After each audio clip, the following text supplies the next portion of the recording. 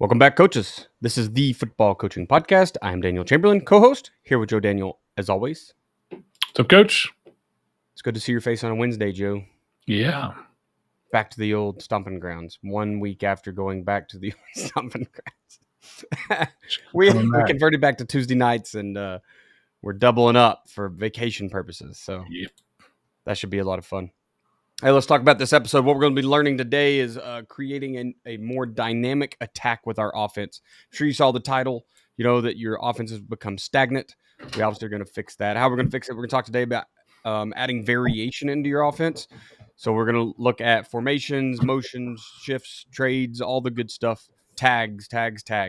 Use the plays you have now or creating new looks with what you already have now, and then how to teach your players new variations in what is basically the 5-minute install period. So we'll go through all the specifics there. Before we get to it, Joe, how about you talk about your level up, good sir? Mine's all going to loop into this episode, strangely. It's all come together in the last 30 minutes. It happens. So, as Daniel mentioned, we just recorded an episode. So it's like, okay, I need to level up for something that's happened in the last 22 hours.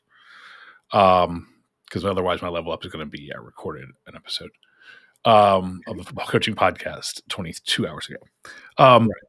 So then I thought about, so I'll kind of go around to the things that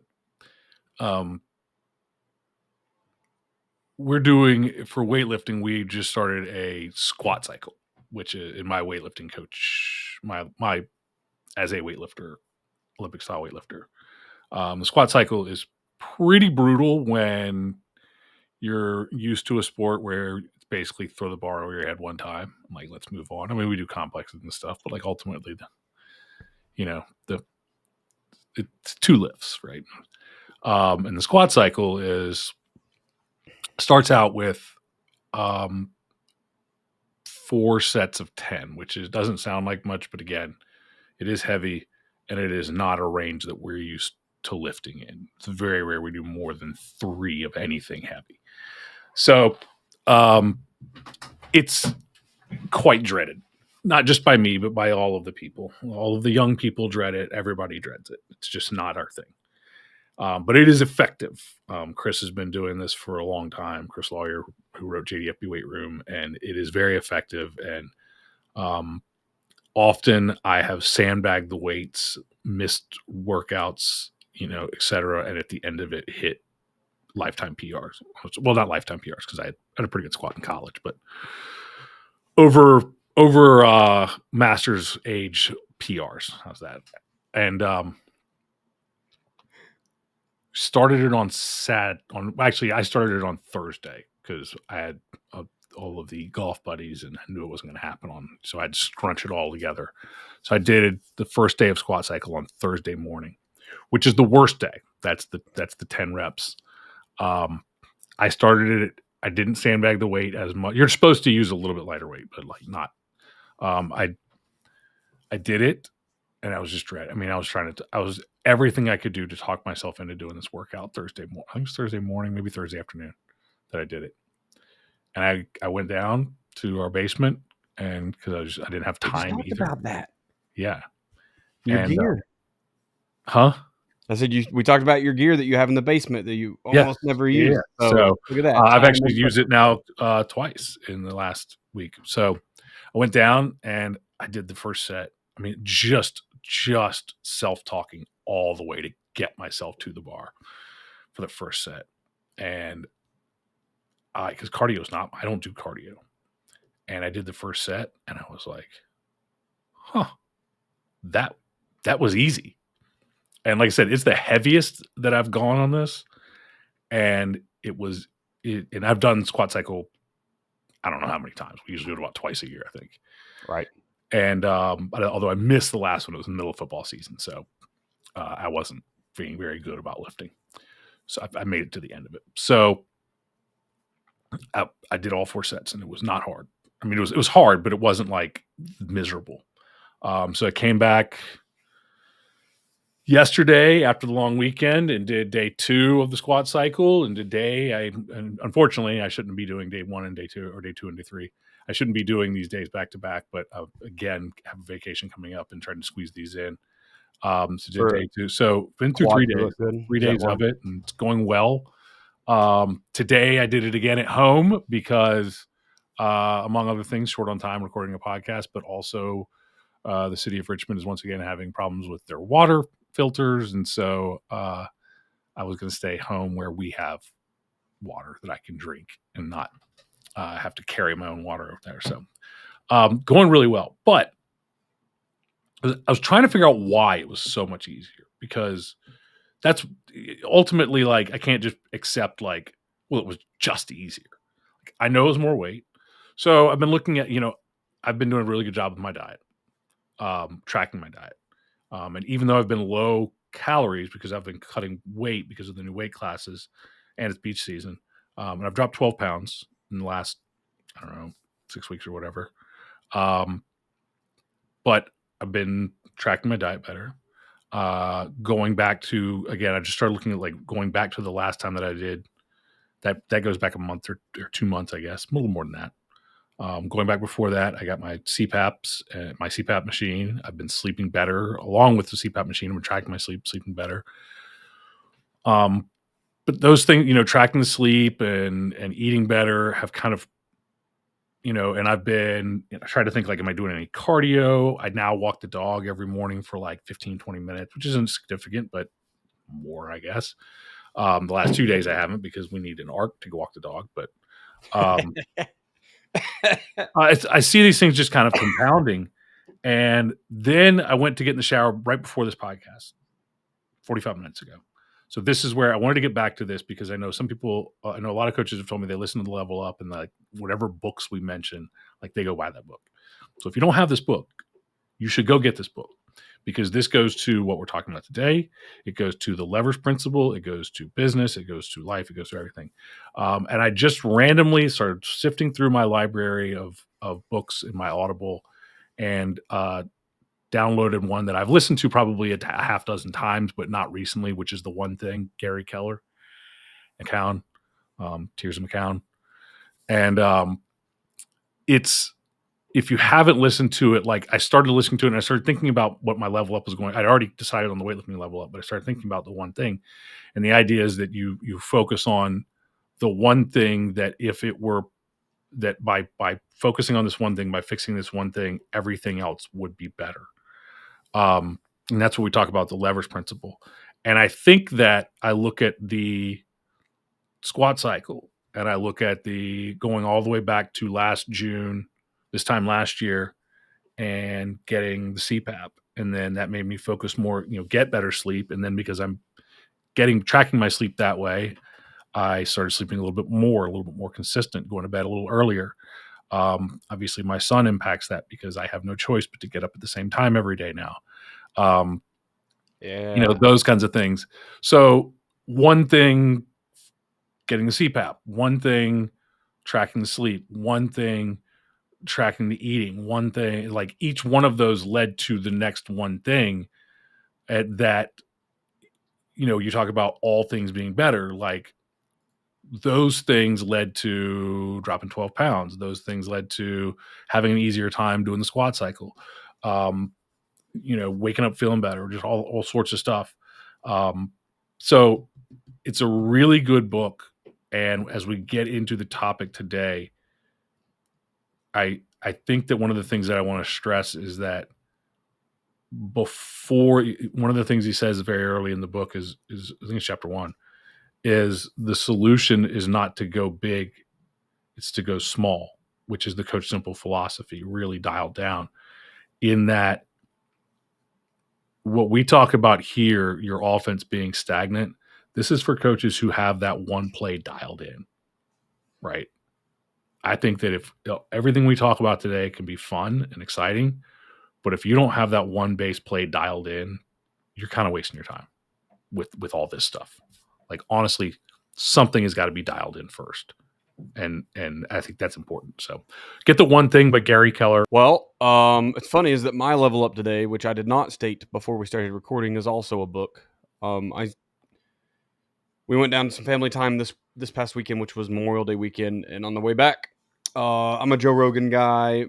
I've realized it's only when certain people are on like I like listening to Joe talk, but it's the hunters, the comedians of my age, the ones that I actually listen to, some authors, scientists. Like I pick and choose what episodes. So it's not. I got a YouTube clip. Just real quick aside. I got a YouTube clip of the Pauly Shore being on that show, and I was like, "Oh, Pauly Shore was a person. That's a real human." Like, yeah, that's a human that. And it was kind of funny because the YouTube clip is about like he's been forgotten as being the guy that started that like genre in a way. But yeah, it was funny because I'm like, man, he's so right because I forgot that was a person. I was just my Joe Rogan. Sure.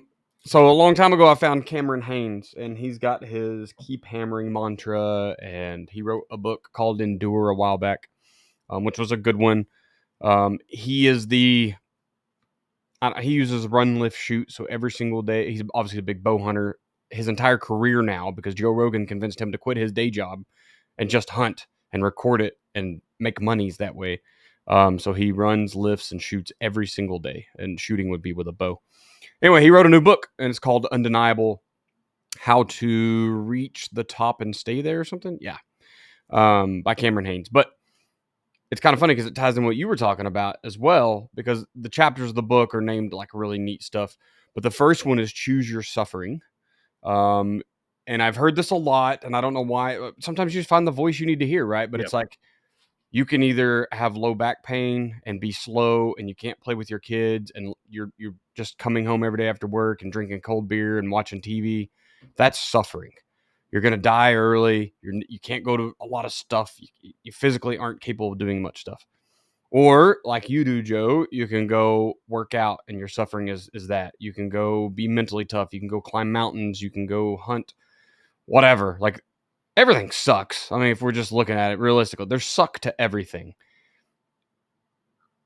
Some of it sucks in the beginning, and then there's great achievement, and some happens, of it, right? And some of it's a little easy today, but I mean, you rob yourself of years. My wife and I, then you can't get up the stairs, without. That's right. We used to have years earned was our workout motto before we quit working out. But it's just like that idea that you put in today so that you can live longer tomorrow.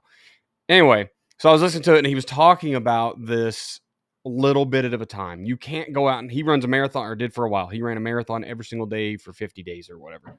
He's like, but you can't go do that today. You may not even be able to go run a mile today, right? It just depends on how bad you've let yourself go. So you've got to add back in pieces. And he tells tons of stories about the people that are, have made great achievements. And they all started with like that first step.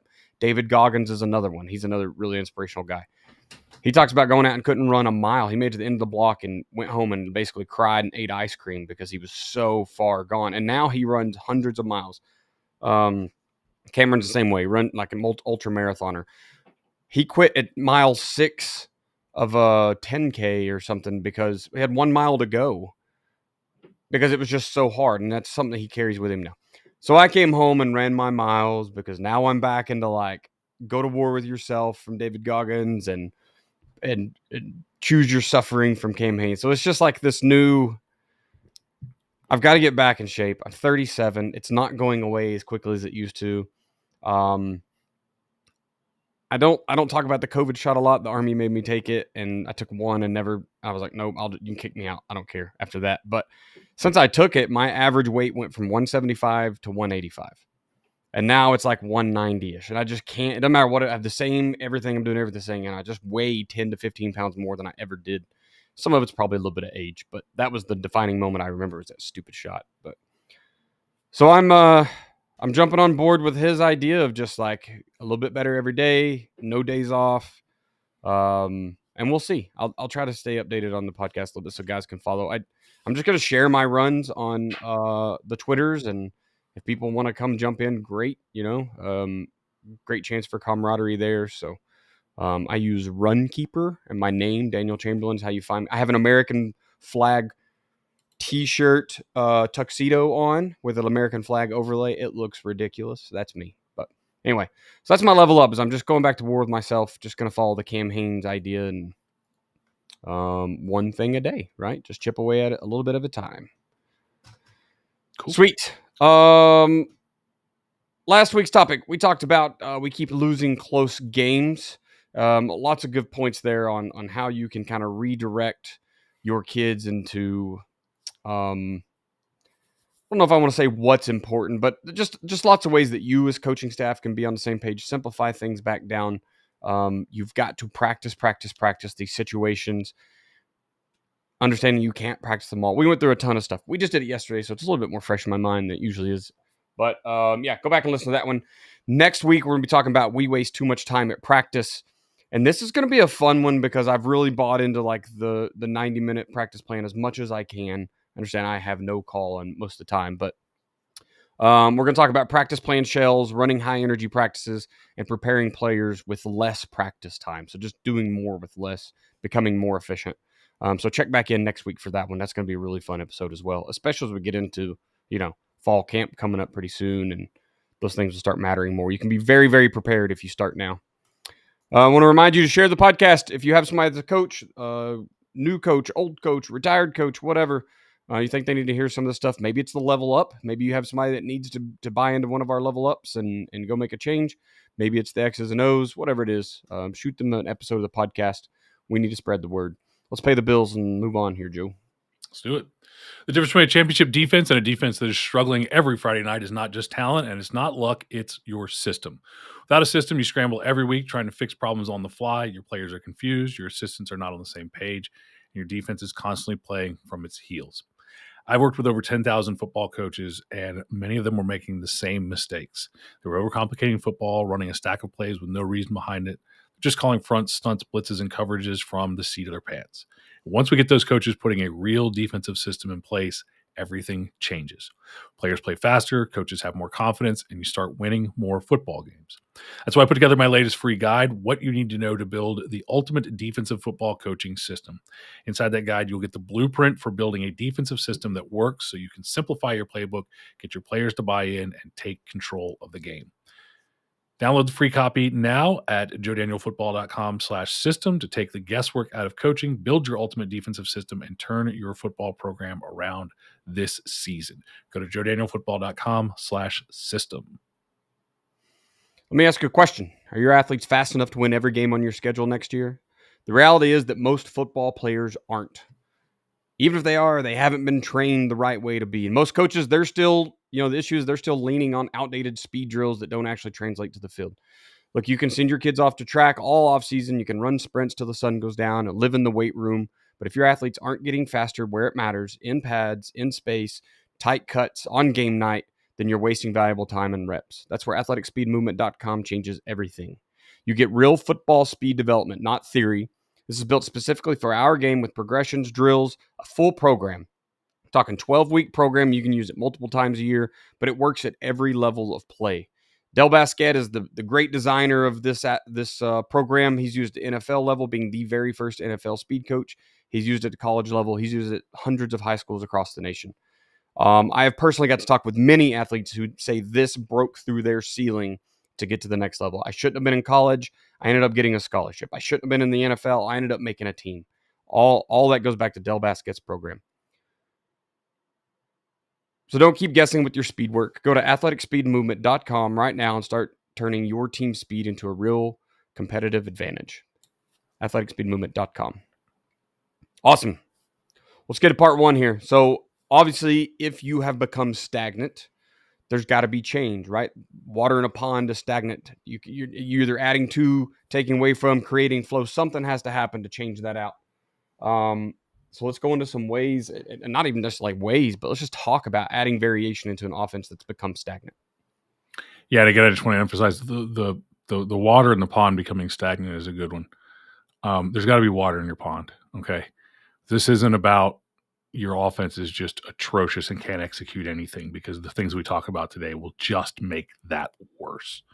If you we talk about this on defense all the time. So I just, I think it's important to talk about it on offense too. If you can't execute because you haven't put the time into executing one play and you're constantly flitting around from one system to another, the system's not going to change it. Every system has a play that you could run that could be your base play. And I don't care what it is. It doesn't matter, whatever you believe in. But if you don't have one thing that you can do well, none of this is going to matter. But assuming that you've got that foundation in place, you've got the good bones, right? You've got a play that is, and I think then the next thing is, before we start doing this stuff, you've got your base play. So again, if you're a JDFP Premium Coaching Systems member, or you become one very soon, as soon as you finish listening to this, and you go to joedanielfootball.com and click the join button at the top. If you watch the video in the Roadmap to Victory Quick Start Guide on offensive playbook philosophy, that is the same concept that we talk about with the one thing. If you get great at one play, then you can run other stuff based off of that one play. It has to be based off of that one play. You can't just run other stuff. Right. But we talk about a base playbook has, if you just want a really, really, really simple base playbook, you have an inside run play, you have an off tackle run play, you have an outside run play, and you have a counter. So if you get great at power, and it doesn't matter, any one of those can be your play. It's usually not going to be like toss, but actually youth football, a lot of times it is. If you get great at power, which is your off tackle, which is an off tackle run play. Well, if the rest of your playbook is outside zone and a blast and everything else that goes off tackle, well, you're not doing anything, right? You're wasting time. But if you have power and you're great at it, and then you keep running that play until they make an adjustment to stop it, because you're good at it. And if they run base, you're going to be able to beat them with power. Then once they adjust, you look at how they adjust, and it makes one of your 3 or 4, because I added a play action, it makes one of your 4 other plays really good. So, if we talk about Rick Stewart was one that I kind of, it's a wing T style, but Rick talked about it. But you take that power play, and if they're sliding over towards your H-back kicking out on power, they're overplaying your H-back, or they're overplaying a motion that you use, then you run the counter. If they're sliding out to take away power and counter, because power hits off tackle strong and counter hits off tackle weak, then you run inside zone, because you don't have to run these plays. You can run a wedge. You can run anything that attacks the middle, trap. Then you run. So what's happened is, because you've gotten great at one thing, it's made everything else better. You can be very average at running inside zone if you only run it when there's nobody in the A gaps, right? And it's like all of a sudden you're like, I'm really good at inside zone, or I'm really good at wedge, or I'm good at dive, or whatever you want to call. Triple option, all of that is built into one play. You take your base triple option. It's got an inside run play, the dive. It's got an off tackle run play, the quarterback. It's got a pitch, right? All you need is a counter off of that option look, but everything else is built into the play. If they overplay the dive, you run the off tackle. If they overplay the dive and the off tackle, you run the pitch. So it's all built into the play. But you got to have that in place first. So when we start talking here, all of that needs to be in place. You've got to have the core offense in place. Inside run play, off tackle run play, outside run play, counter, play action. Your base passing game is good to have. You don't have to have a base passing. I mean, you do, you want one, but like in this scenario, you don't have to have one. Or Nate Albaugh, who was the first co-host of the Football Coaching Podcast back in the misty dawns of recording, when Nate and I took hours trying to re-record because we constantly lost the recordings. And Nate's at chiefpigskin.com. Nate ran a wing T, and we were talking about quick passing game, and he had I think he had like a hitch and a fade. That was his entire passing concept. He was a wing T team. Would drive me insane, but honestly, if we built our entire passing attack around 3-step. So all that's in place. Now you take that, and you can build some of that. If you've got that base play in place, you can build some of that into this. And that's kind of where you want to be thinking about this and creating your dynamic. Is not just a new flash. It's a new way of attacking the same or a different area.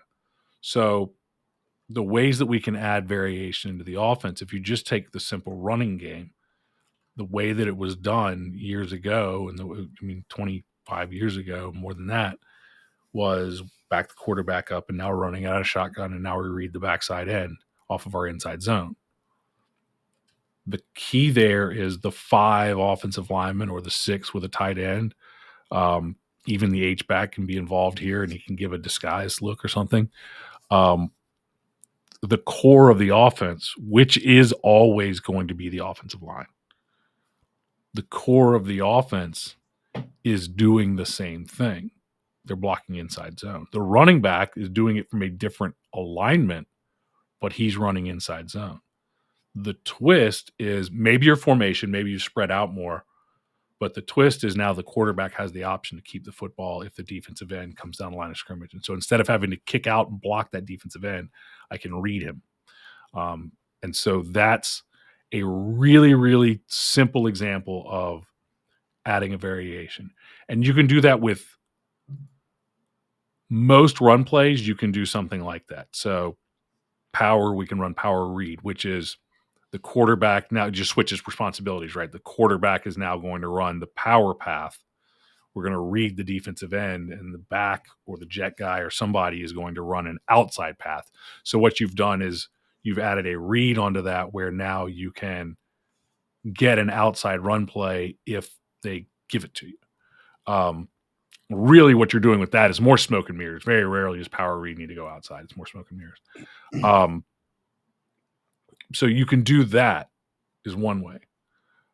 Another way is simply running it out of different formations. So we talked last episode about our 2-point conversion package, which was the over package, which is a single wing package. And I sat in the Glazier clinic and listened to Rick Darlington from Florida, the single wing guru, laid out his offense and said, it's only 4 plays or 5 plays or whatever. It's not much. I mean, his play calls are 1-digit calls. It's 9. And I took that exact same thing. We call 6. But I sat there and I listened to it and he went through the whole thing. And I went before the spinner series. And the funny thing is everybody associates a lot of what he does with the spinner series. And he's like, it's less than 20% of the offense. 80% of the offense is this core thing. And I went, the core thing was power, outside zone, essentially like a sweep. I was just like, we already have those plays. And so I put together a single wing package. Unbalanced. We're in a formation that's unbalanced single wing. We move guys over. That forces the defense to give us a different look. And 80% at least of the time, we run 6, which is outside zone right. Everybody's blocking outside zone. The guy running, we would either snap to one guy, because in single wing you have 2 backs back there that are both in the quarterback position. We would either snap to the one and he would hand it off and the other guy would take the handoff and run outside zone, or we would snap directly to one guy and now have an outside zone with a lead and have the other guy lead for him, one or the other. But it was our outside zone play with a different look, with a different formation. A lot of blinders and stuff with just running jet motion in front of the play that you want to run, whether it's in front of running across the face of a guy that you want to read or just getting the linebacker's eyes up is going to start to open up. And by the way, jet motion opens up a lot more than that because there's lots of things off of jet motion. Those are really simple run game stuff. And then of course you can start tagging up your passing game to death. I really, going back to what you said earlier about like, there's got to be water in the pond, right? You dig anything to let water move, but there's none in there. It's just a patch of dirt. Like you haven't changed anything. There's levels to that. I think about 4 verts, right? I studied the air raid this offseason and to get into their place 6, which is just 4 verts and they just tag the crap out of everything, right? The quarterback basically tags routes or concepts or whatever he wants. Yeah. But it kind of goes back to what we did, the last couple of years, which is just converting your vertical to a comeback with rules. If he stays flat, he's cover 2 corner, you're still running the vertical. If he turns and bails to 15 yards, you're shutting it down and coming back to 12, right? So those are great things to add in if all you ever do is run 4 verticals, truly. Because you're adding another look. You're adding something that your kids can grasp very easily. It's just a tag. But if your quarterback can't throw the ball past the offensive tackle, changing your 4 verts to 6 doesn't matter. You know what I mean? Like, yeah, that's how you have to think about this. Is you're right, Joe. If you need to be fairly successful at power to tag things to work off of power. I think there's some things schematically you can do to help open it up. Well, yeah, and You that goes talk back about, to, that again goes back to Lynn Shackelford talking about the RPO. His yes, inside zone wasn't working. The RPO wasn't a we want to throw the ball. It was a fix for his inside zone play, correct. not being able to climb to the next level. Yeah. So there's an element there. Power read can be a fix for, and we run 2 different versions of power read. One of those is a fix for teams that are really good at spilling power. We will read it, but really we're just letting the back get murdered. And the quarterback runs and replaces him, and it's like, technically it's a read if that guy suddenly decides to just stop To and not be stand good at there. his job. But we're not calling it until he is absolutely committing murder on the running back. And our poor running back, every time we called it, one game, our poor running back, every time we called it, his head just dropped because he knew he's a tough kid. He's a good running back. He was also our defensive end. He knew every time we called that, and it worked. Our quarterback was pulling it and running, but he knew. Call power read, and he just go, oh my God. Well, here we are. Here's this bowling ball that's going to come down. So there are, it's not to say that some additions can't fix what's broken. You just can't go out and run my system, which is like 500 tags, because none of your run plays are working. Mm-hmm. It's like trying to call counter when power's not even being effective, but they're not shifted over to stop power, right? They're just playing base defense. They're just stopping you. Sometimes you just got to have Jimmys and Joes. There's other answers. But so going back and looking for the crack in the foundation is a very good piece of advice there. I love this era of football right now because I got in with these tag guys and like looking at all the things you can do. Something I really loved about the Bixby system is just the ability to move the H-back. It's like having a joystick on him with their calls, their tag system. One of my favorite, and probably not my favorite play, but a great way to visualize it is they install plays without installing anything. You go out and run inside zone, but they make split zone with a tag of the H-back. So it's 10 dudes are just running inside zone, and he's just picking up a defensive end. It's just little things like that. That's always just fascinating me. That's always just been a call from, like, I've never understood. It's just built into our system. Yeah. Like with split zone, I never understood what split zone is, and people started drawing it up for me, and I'm like, that's just, I don't understand. But yeah, I mean, like, I know it gives a completely different look. We've always done it, and so I've just never thought about, like, for sure, different. Zone inserts and all, like, there's just a ton of stuff. I like what some guys are calling belly nowadays, or I had a good conversation with Chip Siegel earlier, and he was telling me gut play. Like, there's things you can do which take what you're already running and just church it up a little bit, or just change it enough of a variation or a fold.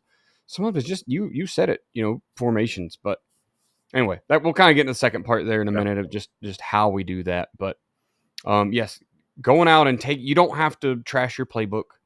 You don't have to go buy into, now we're a wing T team because, single wing or spread wasn't working. That's not a requirement. I love talking to Ron Mackey. A lot of guys say, well, I have super undersized players. They're not very good. So we're going to go to the flex bone this year, or we're going to go to single wing T. We're going to go run one of these older offenses where a service academy offense, right? I don't want to call them antiquated anymore, but the ones that guys are using that are obviously have a size and physicality disadvantage, and they're still being successful. That's a way, but you don't have to give up what you've already got installed. You don't have to go change everything. Ron Mackey talking about, like, what if you just spread everybody out and now the box is light and you run the ball into a light box, Well, you got to get the box light. You got to be, that goes back to the other thing, is you got to be able to throw the ball well enough to get the box light. Right. So, like, if your quarterback, like, so our youth coaches, 10 and under, the box is probably still going to be heavy.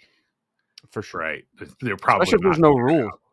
Yeah. I've seen some of them have rules about, like, how many kids you can have in certain look at, because I've done it. I've helped coach hey, how do I run inside when there's a 0, 2 1s, 2 3s, 2 5s? I'm like, buddy, you don't. You run outside zone.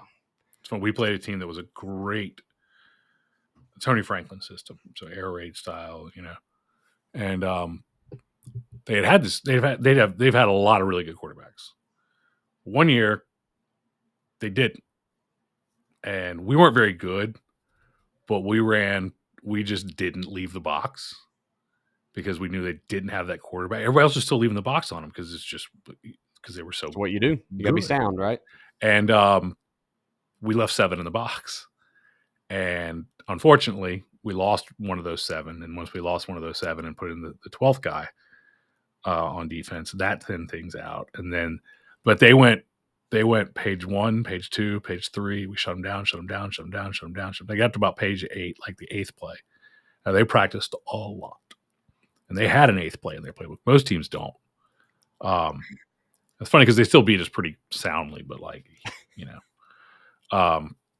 we just knew. That was one of those times where I knew we had the plan. We just didn't have the Jimmies and Joes, and they had better coaches. I mean, more time, right. Better coaches, more experience, better offensive line. But so yeah, I mean, I think that we can go and jump into the next part here, which is all of this is fun no matter what you run. And I mean, look, this goes back so far. This goes back to the invention of so many offenses. This goes back to the invention of wing T and the invention of, it's all just been evolution. It goes back solving problems, giving different looks, trying to get different, seeing how I can adjust your alignment. There's sometimes a feeling among coaches that we have to reinvent the wheel. Like you said, go install a whole new offense or come up with a new play. We got to be, Rich Rod and Chip Kelly and Urban Meyer, and we got to start inventing stuff, and we got to be, what's his name, and be super creative and all this kind of stuff. And we need to be like all of these geniuses, and the geniuses are few and far between. You look at a Nick Saban. He's not a schematic, not defensively, but I wouldn't say he was a genius. I don't think anything he did on defense was genius. He's detail. Belichick is detail. Those are the greats. Yeah. Those other guys are good. But I mean, you don't put Rich Rodriguez in a category with Nick Saban. You put even Chip Kelly, you don't put those guys in a category with Bill Belichick. But nobody talks about Bill Belichick or Nick Saban inventing things, right? Kirby Smart hasn't invented a daggone thing. All he's done is go and do Nick Saban stuff, and he does a little different, but he just does Nick Saban stuff, and he's been pretty successful with it. I'd like it to be more successful because, by God, we won 2. We should just keep winning them. And every year is unacceptable at this point. But there's guys that are geniuses and they have their success, but you don't have to do all that. You need to be really good and detail oriented. I think that's the first thing, is be really good and detail oriented. We keep coming back to that. Get really good at something. If your playbook just has T's over all the offensive linemen because you yell block somebody, start there. Please start there. It all starts up front. I don't care how smart you are. If you can't protect your quarterback, if you can't open up a seam, and it doesn't matter how big your offensive linemen are, a scheme is not going to change it. You have to adjust timing. There's lots of things you can do. But at the end of the day, if you have something, if you have a little water in the pond and you need to get something else, I think one of the easiest ways to do it for any coach who doesn't want to be or doesn't think they can be, and is probably right, an offensive genius, is straight up smoke and mirrors, right? It is straight up tag a motion.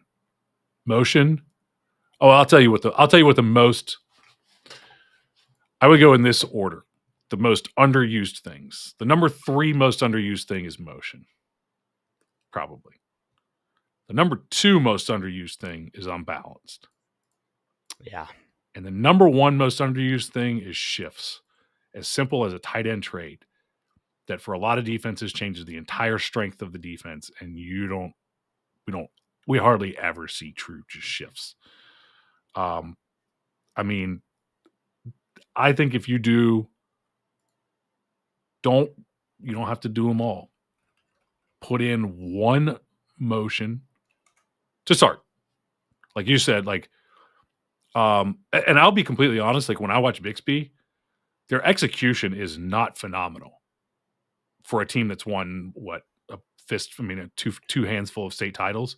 10 out of 11. 10 out of 11. Okay. 10 state titles. Their execution is not out of this world, but they're able to do so much. So, but if you start with good execution, and I'm sure, and I say that there's probably, I've never watched it really, there's probably a play that they execute like out of this world. And then it's the same deal that we talk about, the one thing. They're high school kids at the end of the day. Yeah, that's the biggest key piece, I think. Right? Yeah. At the end of the day, they're high school kids and they're playing against other high school kids, but they've got their high school kids. No, it helps. They're 2 platoon and all that sort of stuff. But you can put in one motion that changes the numbers. So when you motion, change the numbers. That's the biggest thing that I can tell you. So three things that I would do. I would put in one motion that changes the numbers, meaning it goes from doubles to trips or trips to doubles. It goes from 4 receivers to 3 receivers and 2 back. It goes from think personnel, right? Does this shift go from 21 personnel to 11 personnel? Does it go from 20 personnel to 10 personnel?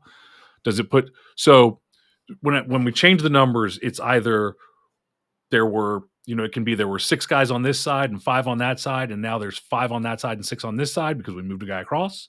It can be there were 2 guys or 3 guys in the backfield, and now there could be there were 2 guys in the backfield, and now there's only 1 in the backfield and an extra receiver. Change the numbers, because that changes when you change the numbers. That changes how a defense responds. So I would start with that one. Easy, super easy, just to motion a guy across the formation, change the number, or motion from in the backfield to out of the backfield, right? Just change the numbers. Number 2 is unbalanced. Just take your tackle, especially if he's your left tackle and he's your best one. Move him over to the right. Put somebody else in his place who's not as good as him, so that now you have 3 of your best blockers over here, and 1 of your linemen and an H-back, a tight end, put an X receiver. Even better, if you got a big X receiver who might not be noticeable that he's in there at tight end for instead of your tackle being there, like put him there, and then put all of your guys who can block over here and just run the ball over there. Just go go unbalanced. Not super unbalanced. There's that stupid formation. I'm not calling it stupid. It's I forget his name, but he calls it the super formation. That's cool. Beast formation is another example, right? The youth football beast formation. Youth coaches have a terrible time figuring out what to do with it. Just do that. Simple, but the easiest thing is just put in a tackle. So we would call that Toro. I would just Toro tag it. Or I put in our unbalanced formation, unbalanced single wing formation. Again, run the same plays. All of this means we run the same plays with, different numbers or a tackle over. And again, when I put that tackle over, I could just be swapping the tight end and the tackle, but I'm getting a better blocker over there. Most teams won't adjust at first. In a lot of places, you'll find. And quite honestly, if you haven't ever put it on film and you just run it out of nowhere and they didn't think about it, because who's got to see it? A kid. A kid has got to see it. And then they've got to know the adjustment. So has the defensive coordinator gone over that? Well, maybe it's the first game of the season and he hasn't seen Unbalanced yet. Probably not. And then the third thing that I would do. It's so painful to see too. Like, I go over it, and I go over it all the time, and our kids still miss it. I have one kid whose only job is to make sure that the center of the 5 fat guys is not the guy with the ball. It's the center of the 5 fat guys.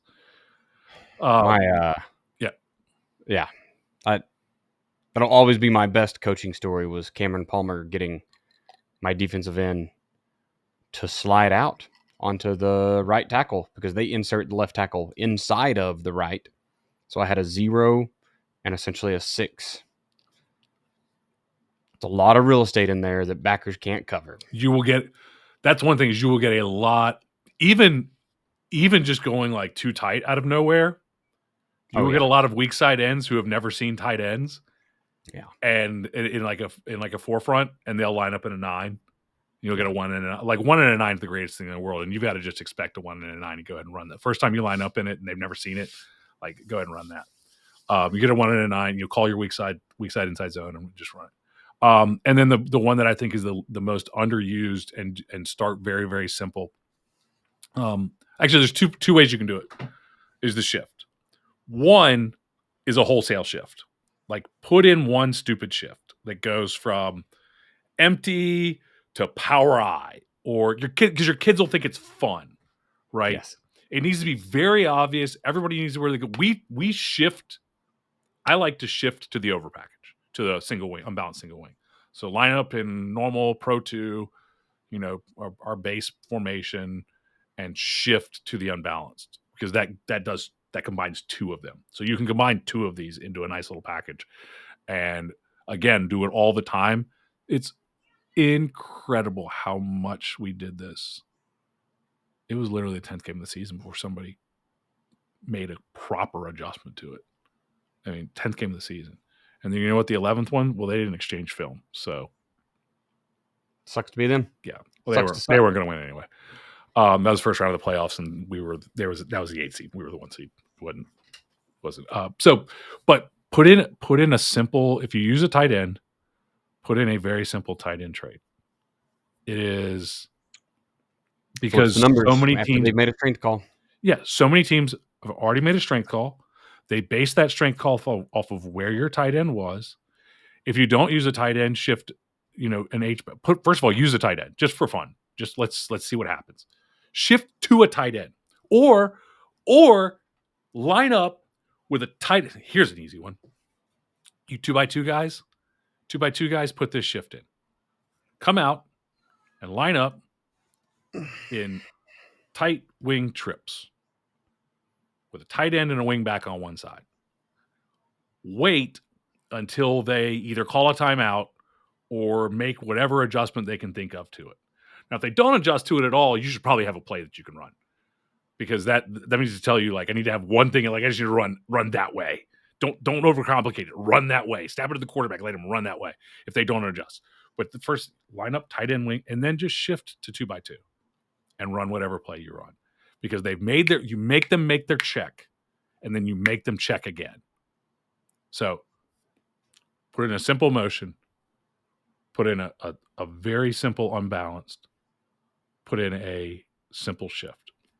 These just add, and I'm using these, and you coach in a different area, and I know you coach in an area where the darling of everybody shifts and motions all the time, so you may see more of it. But yeah, there's a lot of areas where you don't see much of it.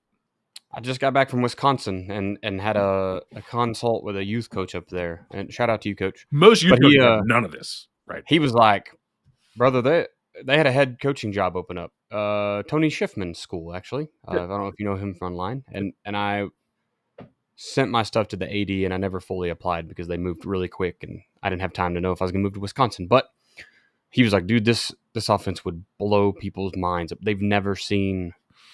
Some of them never seen like a shift, much less 2 shifts and then a motion before a snap, every snap. Like, what do you do? Yeah, so, I mean, as you know, and you do too, we watch a lot of film from all over the country, all over the world, and it's not common. There's not a lot going on. More common in Oklahoma, maybe, but it's in most places it's not common. So these are very simple things that you can do. Tyler Snyder, but also maybe I'll end up on the defensive side, and I'm like, well, what the hell, Tyler Snyder? Like, what did you make you have to defend? Anytime I'm thinking about variations and like creating looks and all that, of course, now that I have, worked with Cam and who's a disciple of Tyler, and I've got to look at. I see it in such a cool new way of just grouping this together, and it's just simple tags that work. I talk about it being modularized all the time. Like a tag doesn't only work with one formation or one play; it can work with all of them, right? Oh, yeah. Go to like jet motion. If you're going to run Z jet, you can run Z jet with power counter.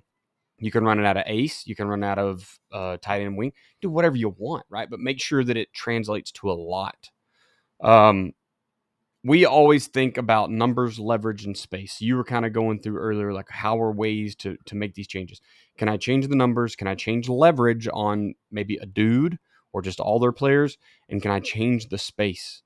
Especially if you're like a 2x2 spread team, the guys have learned how to take your space away, right? Your whole point was like, put wide receivers on the sidelines, wide receivers on the hashes, then we're going to play ball, every blade of grass and all that good stuff. But defense learned. They got really fast. They got smaller guys on the field. They took all that stuff away. So think about space and how you can relocate that space.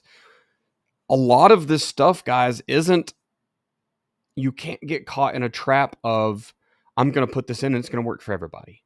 Because a lot of times what you're looking at is reactions on defense. So you need to have a game plan for a couple things to happen. You talked about a tight end trade. Look, we come out in just a pro formation, right? 2x2 pro, tight end one on one side, twins away, or tight end and a solo wide receiver out there, and twins away. What is that going to do when you move him across? Well, some people are, Joe, you said, there's like 5 ways, right? Like do nothing, slide the front, slide the backers. I don't even remember all of them. Like there's only a certain amount of things people can do, but you don't know which one they're going to pick. And it's high school kids that are going to panic on a Friday night because there's a lot on the line for them and they're under a lot of pressure. So you going out and doing a tight end trade this week may create them to try to shift, pick everybody up and switch. Oh, crap, that's right now. Okay, they're going to switch strengths on you. Next week, that may not be the case. They may just slide a backer down and be like, fine, we're going to go to an underfront or an overfront, right? Like they may just change things up in a different way. So as you go through and you add any variations, you have to make sure that you're game planning them to see how it's going to affect this team. Sometimes you won't know. Sometimes you need a good spotter in the booth to tell you what's going on. The other thing is, and I'm going to mispronounce his name, but it's Larry either Kers or Cares, and the Mount Cares. Okay, so Mount Union Raiders legendary head coach. Players formation plays. That was his big quote, right? That was his philosophy, and I 100% think that's the way. Sometimes what you need to do to break open a stagnant offense is to put your tailback in a slot receiver and throw him the freaking ball. Yep.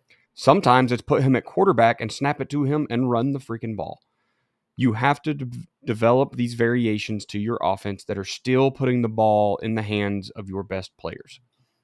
Now, obviously, if you have one best player and every time you line him up at slot, you throw him a bubble or a jet, and every time you put him at X, someone's tossing him the freaking go ball. And if they can key off of that, you're going to have to lean on someone else. And it goes right back to what you said. If your play is broke, variations won't fix it. But if he's a workhorse and can draw the attention, your second guy or your third guy may just find an opening they've been looking for. But it also goes back to one thing that can make everything else easier. If the one thing that can make everything else easier is take my dynamic running back and line him up at the slot, and all of a sudden my inside zone is a lot easier because now I have a 5-man box. You've done a lot for yourself. With maybe your starting running back was struggling with a 6 or 7-man box. Yeah. But your backup isn't so bad that he can't run against a 5-man box, right? 100%. Especially if you run zone read. Second piece of that is formations. And look, I kind of pride myself, and some of this I stole, some of it I developed on my own, but my O-line knows 6 plays. That's it. There's 6 offensive plays that my offensive line runs. They don't need anything else. Everything else is formations. I was trying to think earlier, and I'd have to go into Huddle and look it up, but I want to say we had 47, 50, 55 formations on film last year in different games. And that's what we're talking about. We ran power, GT, GH counter, and a little bit of duo, which we call the inside zone. Mm-hmm. There's some pass plays, but for the O-line, that's one play. Okay, so we just had one protection. But My point is, we didn't throw the ball maybe 15%, and the rest of that we did with 5 run plays. So that's a lot of formations to show 5 base run plays. And you just change, I call it segmentation of difficulty, right? Those guys on the front, the mountain movers, you're not adding anything or taking away. Now you can do an unbalanced, right? We're going to tackle over. We actually did a tackle and guard over, which was a crazy amount of fun. And they may have to learn how to reverse a play, right? Because now I'm the front side of power, not traditional backside. I have to know what that means for me. But man, even then it's like, hey, yeah, it's just the other side of power. Which side of the freaking football are you on? So, we let the skinny dudes who aren't moving defensive line and linebackers all night long, we let them do some more complicated stuff. Your X receiver, who's a diva anyway, can learn 3 or 4 tags in the run game, or your slot receiver, who probably should be your best player, if not your second or third best, he can learn some extra tags to make the rest of the offense kind of go. And then the last one is plays. And still, I'm looking, like I talked about earlier with split zone. We're going to install inside zone, and I'm going to trick them into learning split zone, and they'll never know it. Super counter. I don't teach my kids how to run super counter. We just learn GT and then tag a kid to add to the pulls. So we're getting the extra bodies. We're changing more hats. We've installed this new idea. They don't know any different. They're just doing what they've always done. So when you start trying to add plays, that's where I would start, is what can I install by changing one kid's responsibility? Ian Tatum is a guy I'm kind of listening to right now online. Pretty good coach. And he talks about bash all the time, right? And that's like a suit, like the tag is built in. It tells you tag it bash. If you don't know what bash is, it's just inverse zone read. Instead of the quarterback hitting the mesh and reading the backside and keeping it if he crashes, the running back is running away from the play call, and the quarterback reads the defensive end. If he crashes, he hands it to the running back. That's it, right? Very, very simple. Kind of get into that next part when we talk about being able to do it in under 5 minutes. But that's a whole new play, but you're still just running your base stuff up front. If that's GT of GH, whatever your flavor of offense is, you can still run it and just add these little tags, these variations. Yeah, so I think now we're just real quick, because we kind of cover this last part, is I think that, I talk about, again, in the Roadmap to Victory Quick Start Guide, we talk about some of the core principles of JDFB, and one of those is the containers principle. Containers principle is just something I came up with to last year, 2 years ago. It was, a few years ago, to condense 3 rules that I had, 3 principles that I had into one, and then it ended up applying to a lot, which was 95-1, 90-minute practice, 5-day install, 1 period for new installs. If you put this limit on yourself and say, or your coordinator if you're a head coach, and say any new install after our basic 5-day install, and then you maybe have a little bit of time for 1 or 2 other things, but after your base install, however long that takes, and I like to do it in 5 days, I believe in getting it all installed and then polishing from there. But again, we only have 2 blocking schemes, so any variation that we install must be installed in 1 5-minute period. I like 4-minute periods in the 9-minute practice plan, but 4 or 5 minutes, or 1. That's where 1 minute instead of 5 minutes, 1 period instead of 5 minutes. And so what that does is that puts that handcuff on you, that if I try to do something too complicated, I won't be able to get it installed. So it's like you said, if I want to do something, if I want to do something to dress things up, it really needs to affect 1 or 2 guys, because I don't have time to teach 11. So, whether, for example, just a really quick example, our power play that we installed day 1, we also install counter day 1, and counter follows that same rule. Power gets installed. We work power. And then we install GH counter. And the GH counter install follows even though it's day one, it follows the 1 period rule. In 1 period, we install the GH after we've worked power already. And all that the GH does is flip the H and the guard. And so what we've done now is we just taught one, we've gone through everybody else is running the same rules that we already installed. And we've just said, you, instead of kicking out, you're going to go second, you're going to go first, you're going to kick out, you're going to wrap. Yep. Is it going to be perfect? No. We're still going to need individual time to teach the H back how to run the wrap. We're still going to need individual time to teach the guard how to kick out. Generally, if you've taught your guard how to skip pull, he probably knows how to kick out, but you just flip that one thing. And so that's everybody else. We don't change the backfield action. Because we use the H as the shiny object, right? Yeah. So it's all based off of what the H does. So that's a really simple example. It's as simple as, like you talk about working off of 4 vertical. We work off of hitch, which goes into 4 vertical. So all hitch is our base 60. So 60 is an all hitch. It used to be hitch seam. We've been running it lately as an all hitch. And then tagging 60 up, which is 4 verts. And so that tag, how long does it take to install that tag? Instead of running a hitch, keep going. It's installed. Is it great? No. Still got to I'm not calling 60 up unless the hitch isn't there. Like when we can also convert it, right? I want to get great at hitch because we don't see a lot of press coverage. We see a lot of off coverage. So I want to be great at hitch. So when I've got a guy 7 yards off, that I can bang a hitch, hit the outside shoulder, throw that hitch, and get 5 yards, 6 yards every single time until that guy comes up. And now when he's at 5, all of a sudden the vertical doesn't require this incredible ability to do things, right? It's just he's too close, run by him. And of course, then if they press, if they're not comfortable pressing, we're just going to run by them if they don't know what they're doing. When you play a good press team, then you have to work on how to get off of a good press cover, press and all that sort of stuff. But that's a different subject. So those are, we want to install the tackle over. Tackle, this is called Toro. I'm going to put a Toro. This is how we do it. I'm going to put Toro in the play call. When you hear Toro, you go over there. Like, what does Toro mean? And I always like to use words that mean something. So Toro means tackle over to the right? Toll is tackle over to the left. So it means tackle moves over to the left or the tackle moves over to the right. Well, who does it affect? Well, obviously it doesn't affect the guy who's already on the right. It affects the guy who's moving over to the right.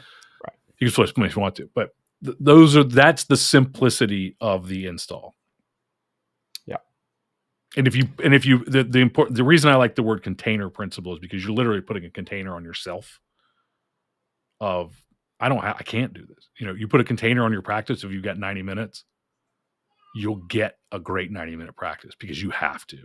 If you only have 5 days to install, you'll install whatever you need to install in 5 days and then it's over. I mean, we still do like some little tags and stuff, but like it's over. So you figure out, what do I need in these 5 days? What can I get in? What do I need? What can I do in this 1 period, in this 5 minutes that's going to give a new look, that's going to get some new life, that's going to make my offense not be stagnant anymore? If you put that container on yourself, you start to figure out. It's the vacation principle, right? Like, I'm going on vacation. This week has been highly productive and will continue to be highly productive because I'm going on vacation next week, and I'm only going to work 1 day. I'm going to turn the laptop on 1 day and take care of our new clients and get their kickoff registrations and get their kickoff diagnosis, stuff like that. Their kickoff diagnostics back to them and everything, and get them going. But then that's going to be over. Like, I'm writing all the emails. Emails are still going to go out. I'm writing all that right now, and I'm doing next week's work this week. And that's the containers principle. Is like, you're out of time. Put that on yourself.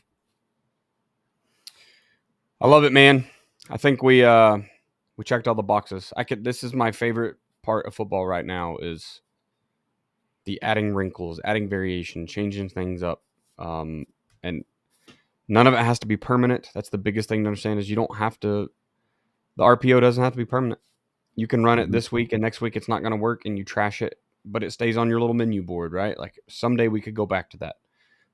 Tackle over doesn't have to be permanent. We have an entire formation, our heavy package, that's never the same. Like I can send you all the film you want. I'm gonna break down our that over heavy. package changes all the time. I talk about it all the time, but it always changes who's back, who's where, who's shifting, who's sliding, who's moving. Yeah. Unbalanced. That's all we know. I want to make the final point here that, as you begin to add in things, your kids will become conditioned to the tagging way of life, as will you in your play calls. That things will come out much smoother. You'll have a better understanding of what is it I'm changing. Where I talked earlier, numbers, leverage, and space. What tags do that well, and which ones don't? Which are just brute force tags, and the kids will get better and better. So these installs will go. So we talked about Shackelford, Lynn Shackelford. He started with one RPO. I bet now he's not just using one RPO, right? He found the use in it, then he found the one that counters it, and then he found just how can I get to that same spot with a different kid because they're reading it now. You continue to add little variations along the way, and you'll find that you start filling out your system, and then you never have to change systems again. And by the way, that Lynn Shackelford, single A coach in Oklahoma, but Brent Dearmon was the same way. Brent Dearmon was on the Football Coach podcast years ago. It said the same thing. It started with one. Yeah. Just one little wrinkle. And Brent Dearmon is very well known for his RPOs. For sure. He doesn't run one now. That's his who he is. But like, it started with one. Yep. If you're looking for a way to start over or to get into this, Joe's pistol power offense is a great version of this, right? You're going to come out, learn some base formations, use the ones that fit your personnel. And then even his formation calls are tags. They're just numbers. You're putting a kid somewhere every play with a tag. You can learn like his 60 and 60 up. He's got tags for everything. So if you're like, man, I've never heard of tags, go see Joe's pistol power offense at joedanielfootball.com. That's a great place to get it. Once you've kind of done that and you need some more cleaning up, he's got his what is your little question thing called? The chalkboard. Chalkboard forum is a great place. And then I can help you kind of clarify some other stuff. But there's a lot to be done just out of the pistol power offense and the tags that he has already. So jump over there and get that. I want to remind you to refer the podcast to a friend. We are constantly changing things up.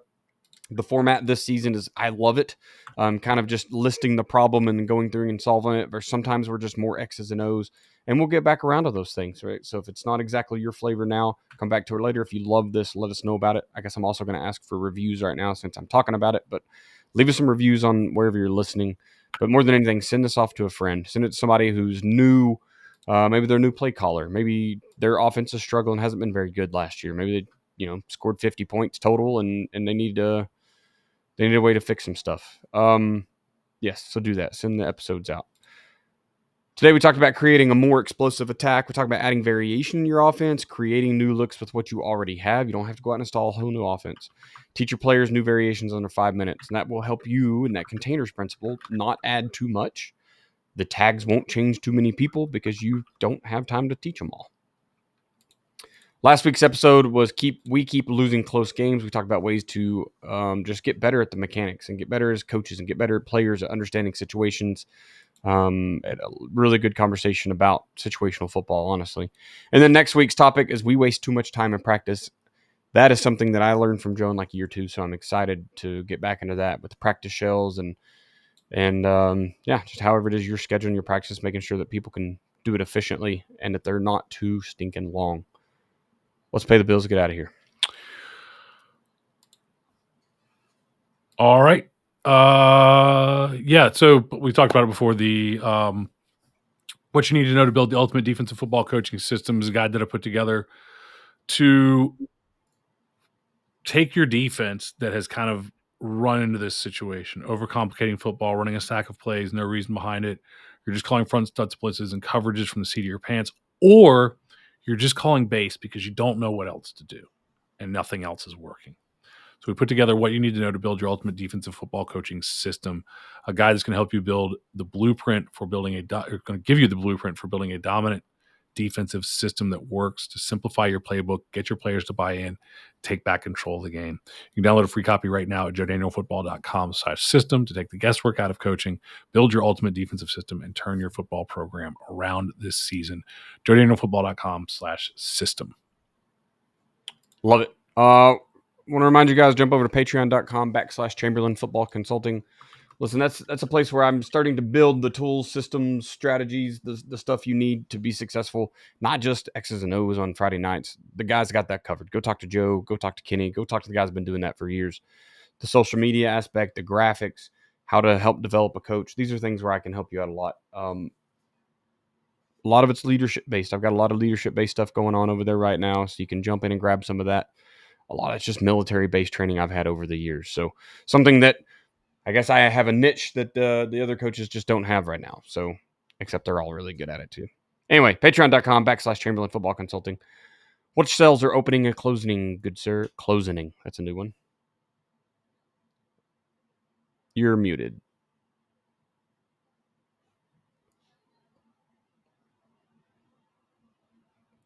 Still perma-muted. Okay, there we go. There you are. Mid-June. We'll be when this goes out, I guess. Right, we're gonna go out a couple weeks from now. This is going to go out a couple weeks now, so it's going to be defensive play caller system is going to be opening up towards the end of June, and then offensive play caller system will open up in July. Look at that offensive play caller system. This is a great episode for that one. Social media, I am at Coach Chambo OK on Twitter /X. Chamberlain Football Consulting at gmail.com is my Gmail. I have a YouTube. You can go look at some stuff. I started a film room. I think it's going to be kind of cool over there. Just watching some collegiate stuff and talking really just the high school X's and O's, how they're still doing it at every freaking level. I mean, it's the same stuff. Ball's ball. Joe, where can we find you, good sir? You can find me. You can follow Joe Daniel Football at Joe Daniel Football on Instagram. You probably won't find me, but you can follow the podcast and everything. I've honestly I'm not coming back to social media, quite honestly. But you can follow the podcast, keep up with everything that's going, see if there's if you want to know when the new episodes come out and what's going to be on them. Follow the podcast at Joe Daniel Football and Joe Daniel Football. Follow us at Joe Daniel Football on Instagram, at Joe Daniel Football on TikTok, Facebook.com/Joe Daniel Football, at Football Info on X, and watch the podcast on. I say I'm abandoning social media. I don't spend any time in the YouTube comments, but I keep thinking I'm going to get back into YouTube outside of the podcast at some point, but or do a separate podcast. But you can watch this podcast. It comes out on Thursdays in your podcatcher of choice, but it comes out on Tuesdays on YouTube. That's going to be joedanielfootball.com/YouTube. Perfect. If this is your first time listening to the Football Coaching Podcast, be sure to subscribe so you don't miss any future episodes. You can find us on your favorite podcatcher, specifically Spotify and Apple Podcasts. That's primarily where we are. If you've been listening for a while, please leave a review. Like I said earlier, we're trying to spread the word, help other guys get good at the basics and building on foundations. Thank you for listening to this episode of the Football Coaching Podcast. Remember, coach simple, play fast, win. Remember, coach simple, play fast,